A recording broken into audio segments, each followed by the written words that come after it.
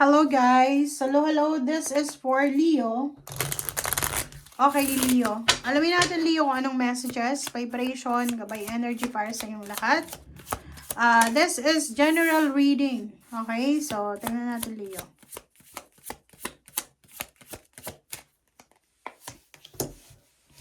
Okay. 3 of Diamonds and 4 of Hearts. Leo. Number 48, 8, 9, 10, 11, 12, 3, 8. Okay. So, maganda to kasi sa linggong ito, Leo, sinasabi ng barahan na the money safe. This one is money safe. Ito ay nag-indicates ng richness. Okay? So, bukas. Ibig sabihin nito, possible, Leo, na makatanggap ka ng sweldo, additional income, yun, pera, lump sum of money, financial help, pwedeng manalo ka sa linggong ito sa kung ano man na palaro regarding sa money. Number 17, 8, fish, 4 of hearts. So, dito sinasabi ng baraha sa'yo na same din sa first, sinasabi na this is riches through stock. So, possible ka na makatanggap talaga ng pera from someone na related sa'yo, or from your boss, or from someone na, pwedeng tutulong sa'yo. Okay? Or pwedeng from your hard work.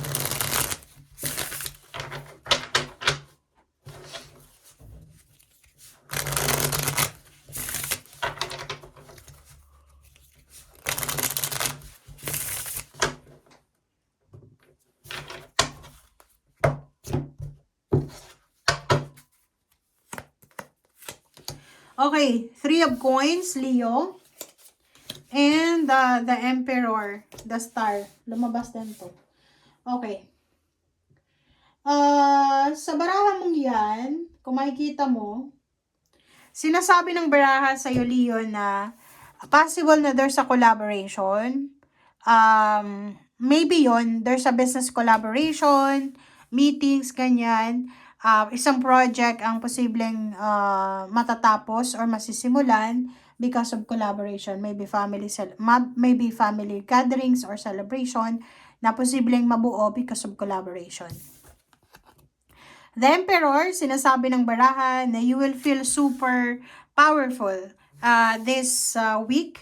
And the Star, sinasabi ng baraha sa'yo na kung ano man to na blessings na matatanggap mo this week, sinasabi ng baraha na this is destiny. Okay?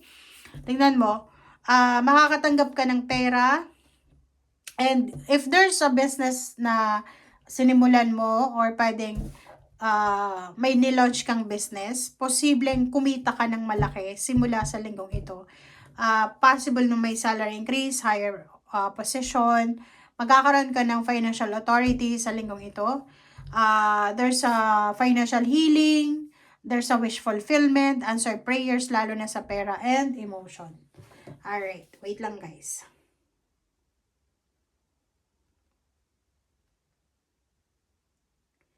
Alright, so this is for Leo. Okay. There's a star. Parang sinasabi ng barahan na meron kang wini-wish. Meron kang pinagpipray or wini-wish na posibleng ano bang tawag dito? Wait lang. Meron kang pinapangarap or yun na nga, pinagpipray na pwedeng magdala sa'yo ng sagot sa linggong ito. Okay? So, like for example, meron kang kino-contemplate na business na eto yung gusto kong simulan, eto yung gusto kong buksan, pero hindi mo magawa-gawa kasi kahit anong gawin mo, hindi pumapabro sa'yo yung sitwasyon, yung tadhana. But this week, biglang liwanag, biglang clarity ang makukuha mo. Okay?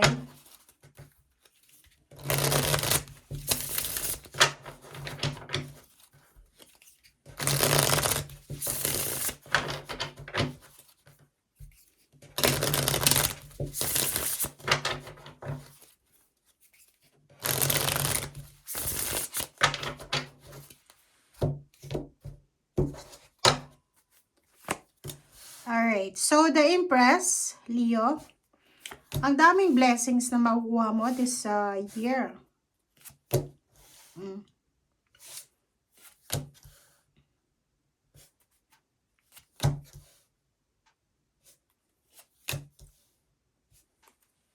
Okay, tingnan mo. The Empress, para siyang it's either literal na buntis ka or mabubuntis ka or nanganak ka na. But, yung Empress card na yan, guys, ay sinasabi sa'yo, Leo, na ang dami-dami mong sisimulan sa linggong ito na it will result to fruition. Ibig sabihin, parang Midas touch siya. Kung ano yung hahawakan mo, kung ano yung tinatrabaho mo ngayon, kung ano yung binibigyan mo ng effort, eto ay magbibigay sa'yo ng progress, ng result, ng outcome. The devil, mag-iingat lang tayo kasi may tendency ka na mapagod, may tendency ka na tamarin, yun lang yung kalaban mo. So, sa linggong ito, sinasabi ng barahan na if ever na makaranas ka ng ganyan, like tatamarin ka or ano pa man, make sure na isipin mo yung goals mo, yung purpose mo. Yung halimbawa na nawalan ka ng gana, parang gusto mong umabsent, isipin mo, I have goals. Kailangan ko makaipon ng pera. Kailangan ko ng ganito, ganyan. Okay, so there's a King of Cups and Page of Pentacles and Knight of Pentacles and Seven of Pentacles. Sinasabi ng baraha sa'yo, Leo, na lahat ng ginagawa mo sa ngayon, lahat ng yan, ng sacrifices mo, ay may kapalit yan. Kahit na pera yung sakripisyo mo, emotion yung sakripisyo mo, babalik yan sa'yo. So, wala kang dapat na alalahanin na baka iniisip mo na, ay, baka walang result tong ginagawa ko. No. In the near future, you will be super secured and stable sa emotion, sa pera. And simula ngayong linggo, ang dami-daming mga parang development sa kung may business ka, may trabaho, or para sa future to. Okay? So, kung ano man to na ginagawa mo sa ngayon, this week is parang sinasabi na ituloy mo lang. Be courageous, be strong, be confident na lahat ng ginagawa mo, may kapalit yan. Okay? Walang masasayang na effort, walang masasayang na oras, walang masasayang na talent, walang masasayang na sacrifices. Okay? And nandito yung The Star eh. 'Di ba? Sinasabi ng The Star dyan sa'yo na lahat ng pangarap mo na yan ay magkakatotoo yan. Okay? Lahat ng pangarap mo ay magkakatotoo.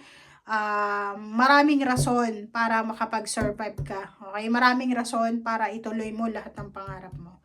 Okay? Thank you guys for watching. And this is for Leo. Bye, Leo!